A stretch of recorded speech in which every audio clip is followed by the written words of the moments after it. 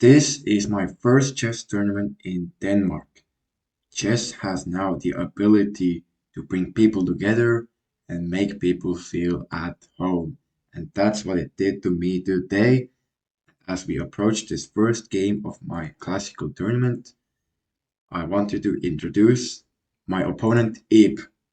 Ib is a Danish guy who has not played a tournament in 40 years. Huh? He has played online, but not over the board in 40 years. 40 years. That's 2 times more than I've ever lived on this planet. I just want to say that. So let's jump into the game then. I will try to make this as simple as possible to the new viewers out there. So we will start by the rules. I just want to win by checkmate or resignation. And here we go. We have 90 minutes, and every move we get 30 seconds more. So let's jump into the game. I had no preparation. I played e4, he played e5, and I did not want to play knight out to f3. Instead, I went on a flexible option with bishop c4, targeting this pawn f7. He plays knight f6, attacking this. I did not want to commit my pawn with d3 because if I would do that, I would have to waste a move later to play d4. So instead, I defended my pawn with the knight. Very good principled stuff here, noticing that the knight is attacking the pawn. d6. Now, after the game, my opponent told me that d6 is already an inaccuracy. And that's actually true, because the main line here is c6, preparing for the push with d5. Let's say that we play c6, I develop the knight to f3. There is now d5 takes, and oh, sorry, there is no d5 here. Sorry. Hello, Robin from the future. I don't know what happened here. My calculation is completely correct, but I just did not. It's late for me, so sorry. Back to the video. Yeah, sorry. c6 still is the best move. You want to play d5, but you don't have to play d6 like this. This is now Vienna. Actually, no, I don't know. The chess.com says. Okay, sorry. The site says that this is not a move. This is not the right move. Mm, sorry. Okay, I'm going on a ranting. Let's go forward. d4. He plays knight c6. Yeah, he doesn't take. He doesn't take this pawn because he doesn't want my queen to develop. Maybe he should have even taken because after knight c6, he develops the knight with tempo, and now I have to move it again. But what happened here? Oopsies. Sorry. So what happened here was that he kept the tension, and I keep the tension because if I take, I allow the pieces to develop. So yeah, don't ever allow your opponent to be better than you. So we play on and we play it nicely. Knight g to e2. After a6, I thought he was actually not, he doesn't know what to do. He still played bishop e7 here. To castle and yeah, if you play a6 then yeah, actually I missed an idea. I missed an idea here. I went all in with f4, and this is where things start to go really aggressive, really tactical. He plays bishop g4, utilizing the pin here because if pawns cannot move backwards. Do you know that pawns cannot move backwards? Now the pawn is no longer on f3, going on f3. And if I castle lazily here, then I lose a pawn like this. Or if I take with the queen, or if I take with the knight, I lose a pawn like this. So we have to be really careful here. Luckily, I have bishop e3. Luckily, I have bishop e3, bishop b5, and yes, I calculated many lines with bishop moving back or forwards, but I didn't like them because black would win a pawn in some lines. For example, like after bishop d5, knight takes, pawn takes. There is the intermezzo, pawn takes d4, forking these pieces. Don't worry, I'm sputtering some long lines, but keep it with me. This is the lines that I was calculating and course, my opponent was also calculating. So after takes, I didn't like this one because the pawn here would be super stupid, like a weakness, and this pawn here would actually serve as an utility because of the possibility of playing these pawns forward on queen e7. Complicated stuff, I know, but the bottom line here is that I was in trouble. I was in trouble because after where were we again? We after fridge fridge after tough to say. I played h3 in the game, and what happened was that now I did not actually calculate bishop takes e2 correctly because I thought I forgot there was b4. After b4, the knight has to move and I lose a pawn. So guys, I am now got worse here. And now right here is when Stockfish makes an entrance. Stockfish makes an entrance and here it is. The evaluation bar. What does that mean, guys? If you're new to chess, evaluation bar shows you who is better. 0.6 here shows that black is up 0.6 pawns, basically. That the advantage is actually not that bad. I thought I was in trouble here, but after knight d5, it is actually not the best move. Of course not. I should play d5 here, right? Or t takes c5. I don't know, like I did not like this. I like knight d5 better. And after knight takes c4, what do we play here? Oh, is bishop f3 the best move here? Let him cook though. Let him cook. It is the best move. Holy macaronis. Look at this. 1.9. What is the engine doing? The engine is like literally giving thumbs up. And I did like this. I did like this. Look at this. The bishop is looking at two loose knights and a hanging rook. Wow. Wow. If pieces could capture like let's say like we play this and if you could capture like this, it would be awesome. It would be awesome. But sadly, he most an oh. So right here, I was like, man, what? How did I not see that check? I was so focused on this that I did not even pay attention to my opponent's checks. I thought I wanted checkmate. Fortunately, I have back up here. I play king f1. I mean, don't play king e2 and like walk into some king d3 nonsense.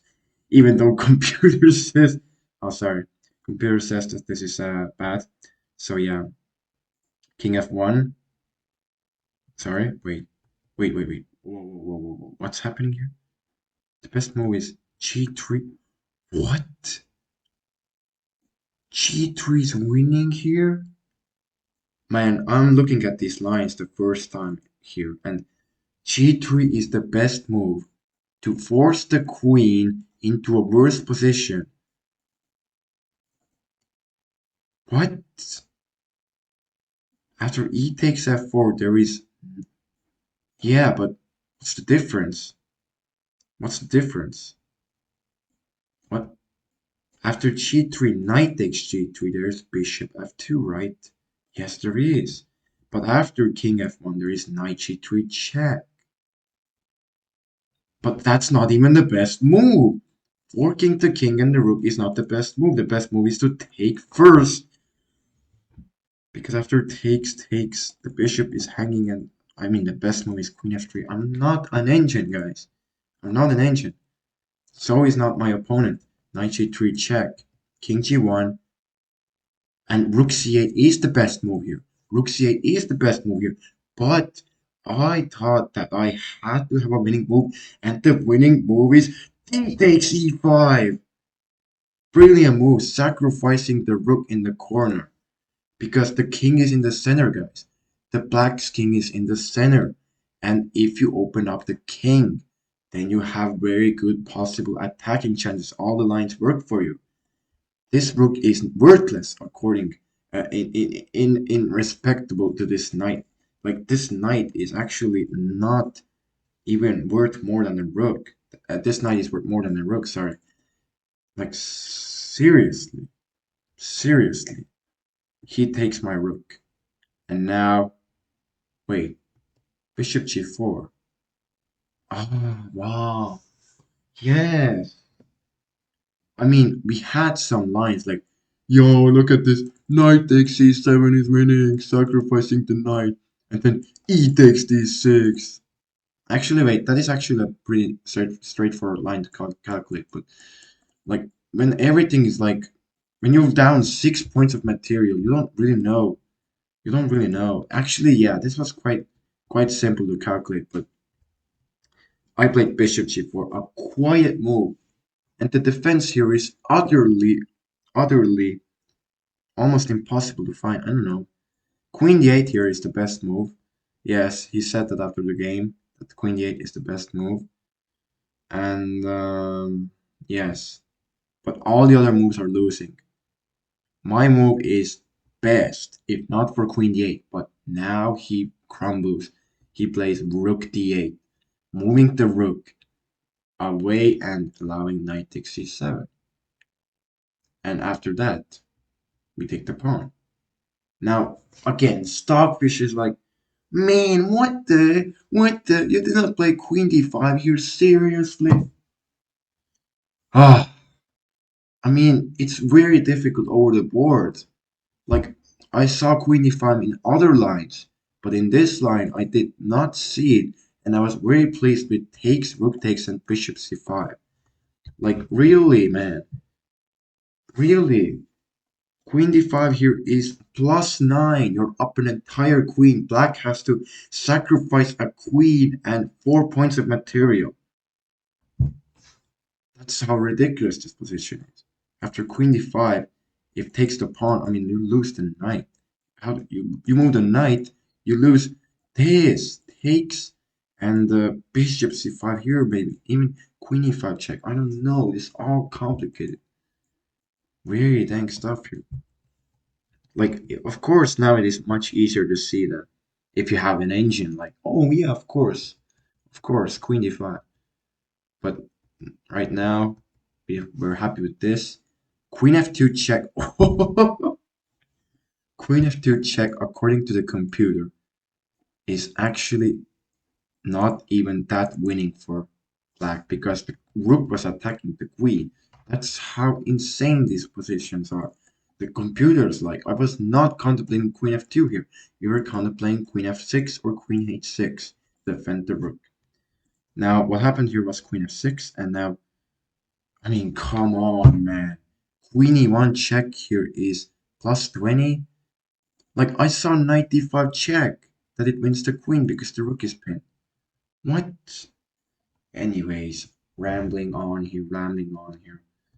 Check, and even better, the check of bishop e6 attacking the king, these bishops, this knight, forcing the king to a checking square with the knight.